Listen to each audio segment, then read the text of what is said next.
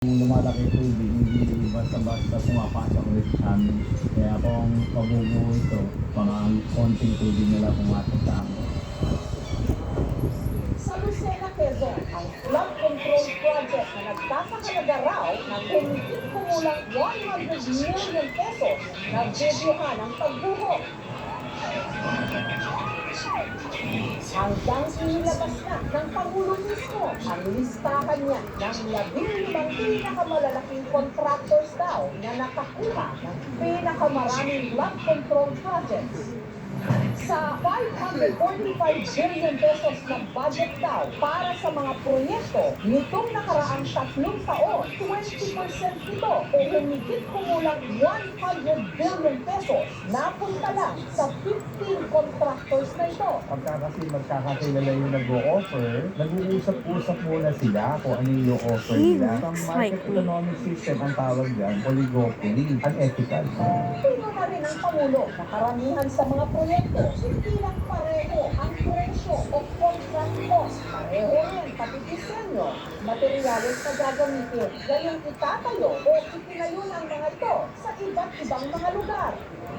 Sinundan niya pa ito sa pagbisita mismo sa flood control project sa Bulacan na panglima sa top 10 flood-prone area sa Pilipinas at siya rin probinsya na may pinakamaraming flood control projects. Kabilang na ang detail ito sa Barangay Frances sa bayan ng Caloosain na pinaglaanan ng 77.1 million pesos.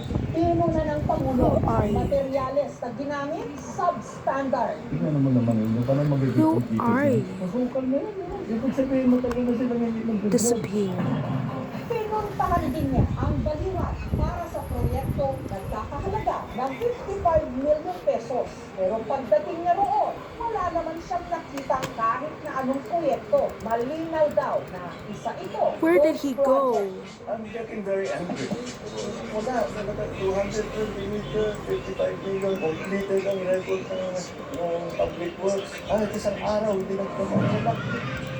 Hanggang saan nga kaya aabot itong pagsiwalat sa mga kurakot o katiwalian sa gobyerno? Sa linggong ito, nakarating ito sa Senado.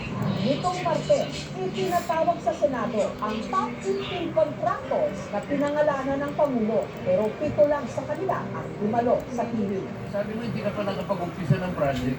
Paano ka naging quadruple A? Yung sinasabi kong 1992, cyber pa yun. Hindi natin pinag-uusapan yung hardware mo. Pinag-uusapan natin flood control project. Paano ka nagkaroon ng lisensya? Isa sa mga nagsiwalat ng mga di umano maanumalyang mga proyekto ng gobyerno, si Senator Panfilo Lacson.